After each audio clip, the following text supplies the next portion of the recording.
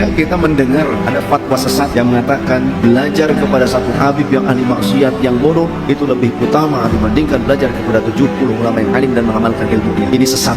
Sehingga belajar sama satu habib sama ukurannya belajar dengan 70 kiai. Satu habib, walaupun habibnya jahlun, maksudnya bodoh kata Iwa, itu ukurannya perbandingannya amat 70 kiai yang alim. Dan Robito juga Ustaz. Robito berpegang teguh pada Thariqah Baru. Silahkan buka kitab Manhajus Sawi. Itu di Manhajus Sawi, kitab Thariqah Baru. Di situ kan Syekh bin Hasan As-Sindi ketika beliau ditanya, "Man afdal? Syarifun atau alim yang ambil ilmu?" Satu syarif yang bodoh itu lebih utama daripada 70 orang yang alim. Ini dalil palsu, tidak ada dalam ayat Quran ataupun hadisnya, tidak ada, sesat. Kenapa saya bilang sesat? Karena kalau fatwa ini diikuti berarti ini masukan dari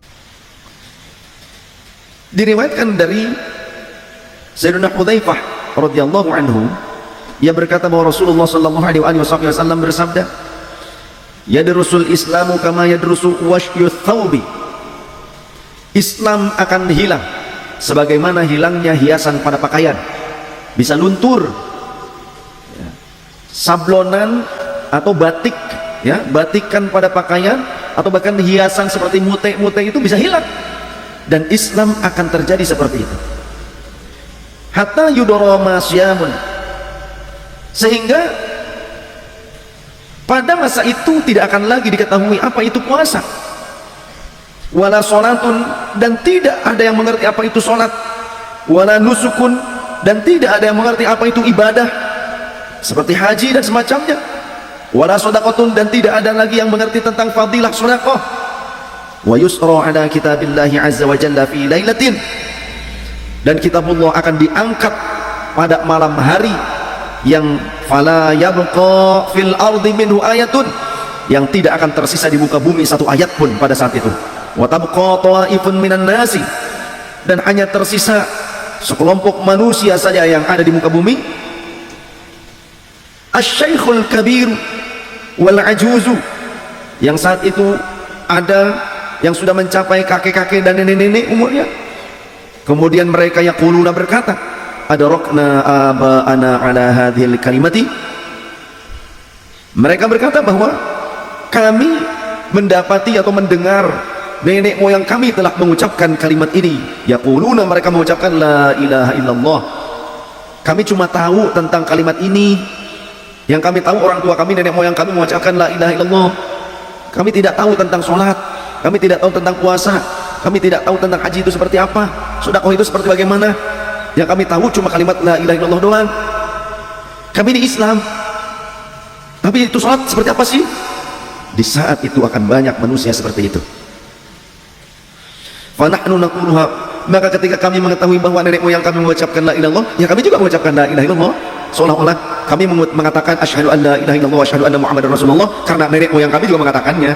Tapi kami tidak tahu sholat seperti apa, puasa itu seperti apa, haji itu seperti apa, umroh itu seperti apa, sedekah itu seperti apa, baca Quran itu seperti apa sih, kalamullah itu seperti apa. Tidak mengerti, cuma tahu Islam saja, tapi tidak tahu tentang syariat.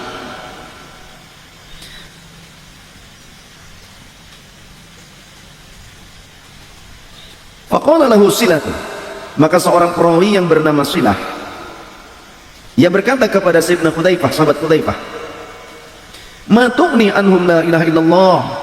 Ia berkomentar setelah mendengar tentang riwayat ini. Silah berkomentar, buat apa mereka mengucapkan la ilaha illallah kalau begitu? Apa fungsinya kalau mereka tidak sholat, kalau mereka nggak ngerti puasa kalau begitu, ya sahabat Hudzaifah, ya gitu. Wahum la yadruna ma sholatu, sedangkan mereka nggak ngerti sholat, wala siyam, nggak ngerti puasa, wala nusukun, tidak ngerti juga nggak ibadah haji, wala sedekah, nggak ngerti tentang sedekah. Fa'arada anhu Hudzaifah, mendengar ocehan temannya, sahabat Hudzaifah pergi meninggalkannya, nggak membalas omongan. Fumaraddadaha alaihi talatan, sampai 3 kali orang itu mengulang, mengikutin lagi, nyamperin sahabat Hudzaifah, berkomentar demikian lagi, tinggalin lagi, disamperin lagi, sampai 3 kali. Pada saat sudah 3 kali, kulladzalika yu'radu anhu Hudzaifah, atau ya'ridu anhu Hudzaifah, setiap kali ditanya, dikomentari seperti ini, sahabat Hudzaifah selalu berpaling dari orang tersebut. Thumma aqbala alaihi fi tsalitsati, barulah sahabat Hudzaifah menghadap kepada dia, menjawab dia setelah 3 kali diikuti terus-menerus dan ditanya dengan kalimat yang sama. Faqala, Sayyidina Hudzaifah berkata, ya wasilah, ya silah, wahai silah, tunjihim minan nari thalathan. Wahai silah, sesungguhnya kalimat la ilaha illallah itu bisa menyelamatkan mereka dari neraka. Sesungguhnya kalimat la ilaha illallah itu bisa menyelamatkan mereka dari neraka. Sungguh kalimat la ilaha illallah itu bisa menyelamatkan orangnya, pemiliknya dari neraka, meskipun mereka mungkin pendosa. Tapi tentunya di laundry dulu. Jangan pengen ya, udah pendosa, kemudian pas di depan pintu neraka tutup, aku nggak mau ke sini, aku mau ke sana, pintu surga. Udah datang ke pintu surga, kata malaikat Ridwan, mau kemana? Arab mancing ning surga, gitu kan? Nah sini dua apa gitu? Kamu punya apa? Punya modal apa? Mukanya blesak deh, ya, raine blesak sih lah. Terlihatnya tidak indah, seolah-olah bukan ahli surga, kata malaikat ya. Kemudian dengan percaya dirinya dia berkata, saya punya kakek buyut saya Nabi Muhammad. Ada yang begitu ya. Aduh, Masya Allah, kakean cangkem sih ya. Terlalu pede. Bagaimana dengan ahli la ilaha illallah, orang yang mengucapkan la ilaha illallah meskipun banyak dosanya? Ya, di laundry dulu, tapi dipastikan orang yang sampai matinya tetap teguh dengan kalimat la ilaha illallah, meski dia akan dibersihkan terlebih dahulu di dalam neraka, dia kelak akan diangkat, dia akan diselamatkan, dimasukkan ke dalam surga. Inilah keuntungannya bagi orang yang beriman kepada Allah dan Sayyidina Muhammad sallallahu alaihi wasallam, kepada Allah satu-satunya Tuhan yang tunggal yang berhak untuk disembah, dan mengakui Nabi Muhammad sallallahu alaihi wasallam sebagai rasulnya Allah, utusan Allah, hambanya Allah. Tidak ada nabi dan rasul setelah Nabi Muhammad SAW. Jadi kalau ada orang Ciamis yang mengatakan, sampaikan kepada Imam Masjidil Haram, kalau dia belum ketemu dengan orang ini, maka mereka belum Islam katanya, maka itu berarti kebodohan, ya, fatwa yang nyeleneh, fatwa yang menyesatkan. Apalagi yang berkata yang siapa yang belum ditalkin toriko maka belum ada kewajiban sholat, katanya belum ada kewajiban puasa. Nah ini berarti keluar dari syariat, keluar dari syariat. Jangan diikuti orang-orang yang keluar dari syariat, tetap teguh dengan syariat. Sahabat Abdullah bin Mas'ud radhiyallahu anhu berkata, la yunza'anna al-Qur'anu min baini adhhurikum, sungguh Al-Quran akan dicabut dari pundak-pundak kalian, dari dada kalian. Yusra alaihi laylan, dia akan diangkat pada malam hari. Fayadhabu min ajwafir rijali, sehingga ia akan pergi dari kerongkongan orang-orang. Fala yabqa minhu syai'un, maka tidak akan ada yang tersisa sedikit pun dari Al-Quran itu di muka bumi. Oleh karenanya saudaraku, mumpung sekarang masih ada kesempatan, Al-Quran di mushaf masih ada tulisannya, kita masih bisa menemukan mushaf di mana-mana. Bacalah mushaf Al-Quran, hafalkan Al-Quran, deraslah Al-Quran, rutinkan istiqomahkan Al-Quran. Jangan hanya gadget, ponsel, main game dan semacamnya saja. Jangan ghaflah. Quran, baca Qurannya. Al-Quran adalah wahyunya Allah kepada Rasulullah, bukan harga yang murah. Meski kita sekarang bisa membeli Quran dengan mudah dan murah harganya, tapi proses turunnya wahyu itu harus ditebus dengan darah, nyawa para syuhada, para sahabat.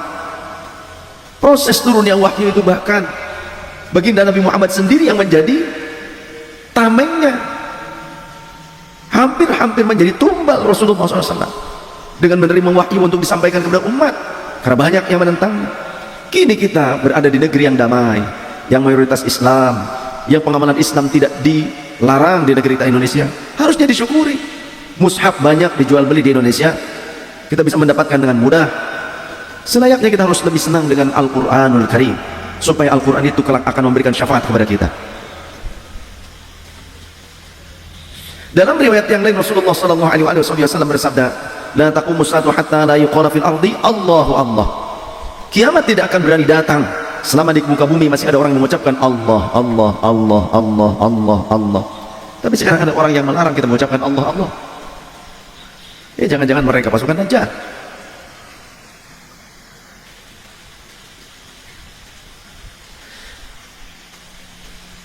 Di dalam riwayat yang lain Rasulullah SAW beliau bersabda, innakum asbahtum fi zamanin kathirin fuqaha'uhu, innakum asbahtum fi zamanin kathirin fuqaha'uhu, Wahai sahabatku, sesungguhnya kalian hidup di zaman yang masih banyak fuqahanya, yang masih banyak ahli fikihnya.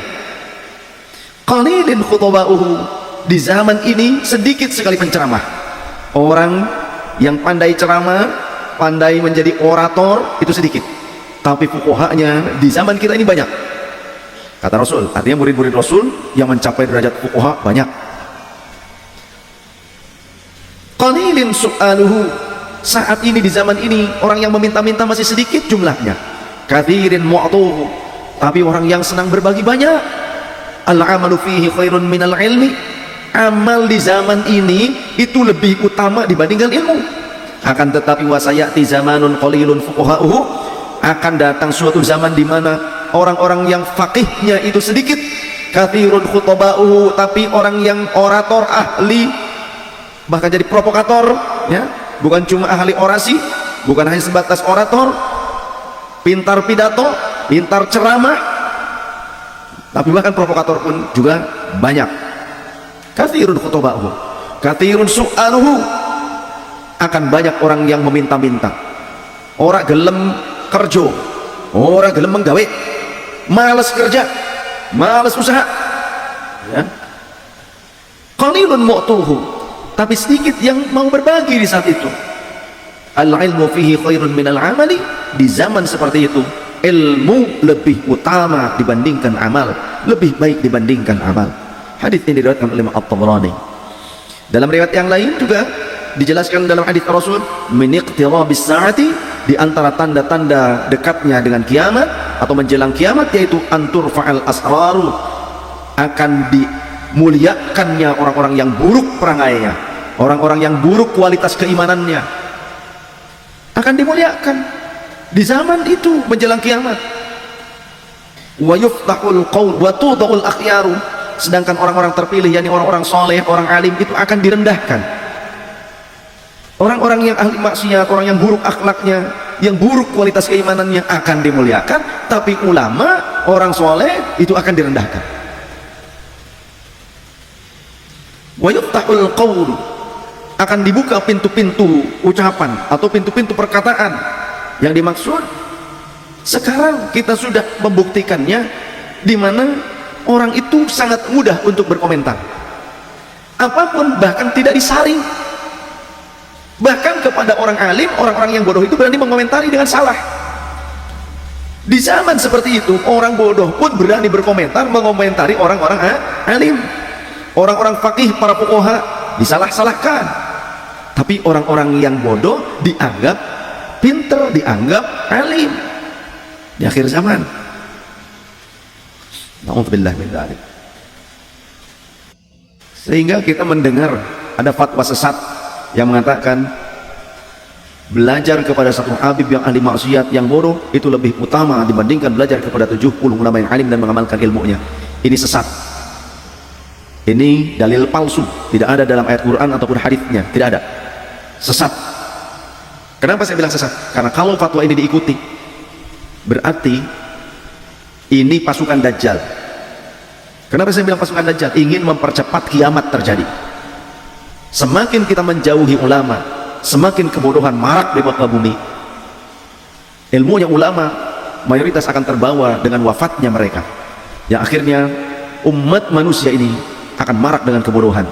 Kalau itu sudah terjadi, berarti sudah masaknya kiamat datang. Siap-siap, awas, hati-hati. Jadi fatwa yang mengatakan belajar agama kepada satu habib yang bodoh, yang ahli maksiat, lebih utama dibandingkan belajar kepada 70 ulama yang alim dan mengamalkan ilmunya, ini fatwa sesat dan bisa dikatakan ad-dajjal jalah, dajjal kecil.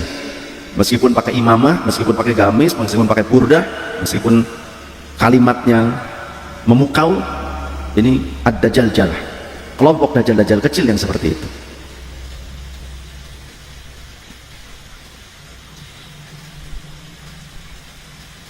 Wa yukhzanal amal,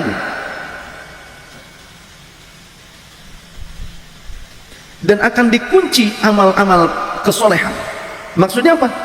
Akan sangat kadang menghadapi rintangan yang besar ketika kita mau mengamalkan berbagai amal soleh. Akan banyak rintangan pada saat kita hendak melakukan kebaikan-kebaikan. Ada saja. dan yang sudah nyata jelas ada pada setiap insan. Rintangan itu adalah gadget, setan gepeng. Setan gepeng ini seringkali menjadi penghalang manusia beramal soleh. Saat muadzin melantunkan hayya 'alas shalah, kagok nih, sudah 2 ronde menang, main game gitu kan. Ketika dipanggil untuk sholat, kagok sedang chattingan. Dipanggil buat ngaji, kagok nonton YouTube, nonton channel bola. Iya, ada yang lagi ngaji udah melipir ke belakang nonton bola dulu. Kita lagi bahas kitab hadis, kitab fikih, melipir dulu menonton bola. Seperti nggak ada hari lain gitu ya buat nonton bola.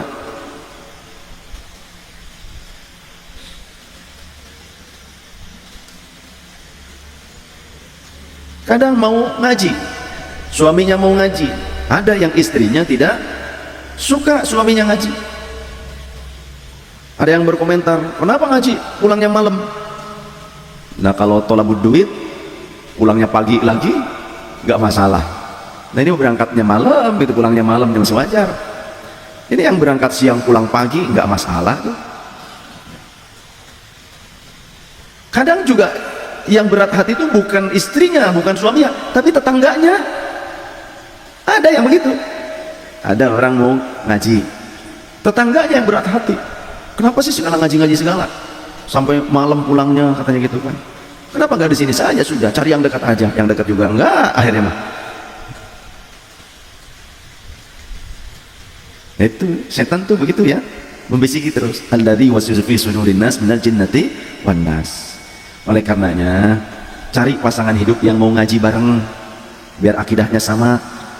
Ajak keluarga, saat hamil bawa, biar anaknya masih di dalam kandungan juga sudah mulai ikut dibawa ngaji, mengenal asma Allah, asma Rasul. Ketika anak sudah lahir juga bawa ngaji, terus perkenalkan. Kalau kira-kiranya ada tetangga menghasut supaya nggak ngaji, balik kita hasut supaya dia ngaji gitu, bisa nggak? Kalau dia setan, dia kita malaikat, grupnya gitu aja. Kalau dia nggak mau ngaji ya sudah, yang penting kita jangan terbawa jadi setan gitu. Kalau dia mau tetap jadi setan, biarin urusan dia, asal kita jangan terbawa jadi setan. Setuju?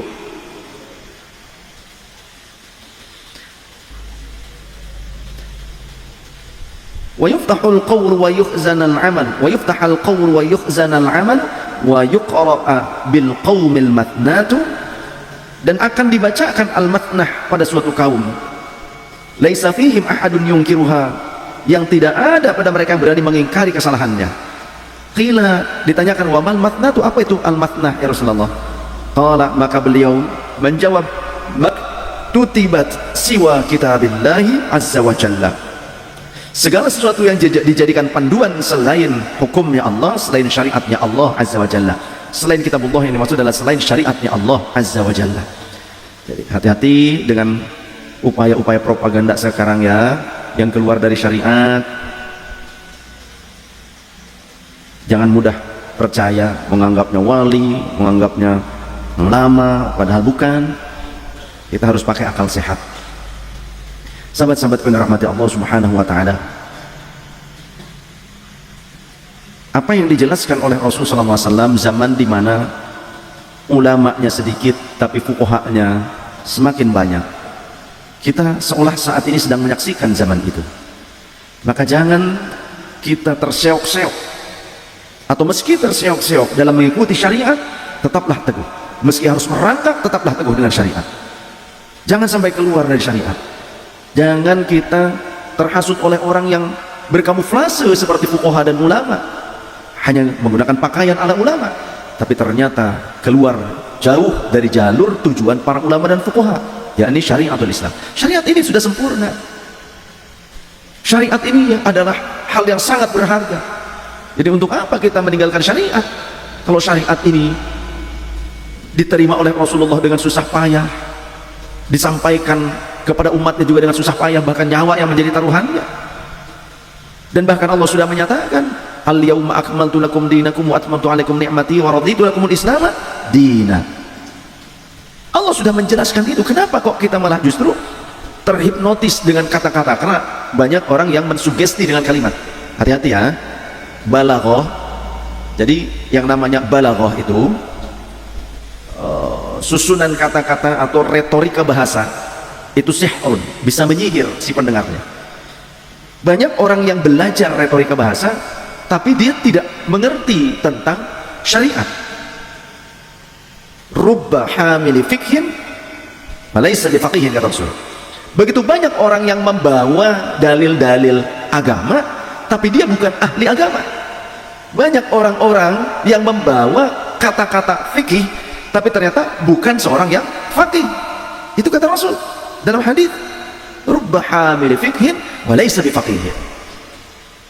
Kemudian rubba hamili fikhin ila man afqahu minhu. Banyak juga orang yang menggunakan dalil-dalil agama disampaikan di hadapan orang yang lebih faham dibandingkan dirinya. Yang menyampaikannya tidaklah lebih paham dibandingkan yang mendengarnya. Yang mendengarnya justru lebih paham dibandingkan yang tausiah. Itu banyak terjadi, kata Rasul. Terlebih di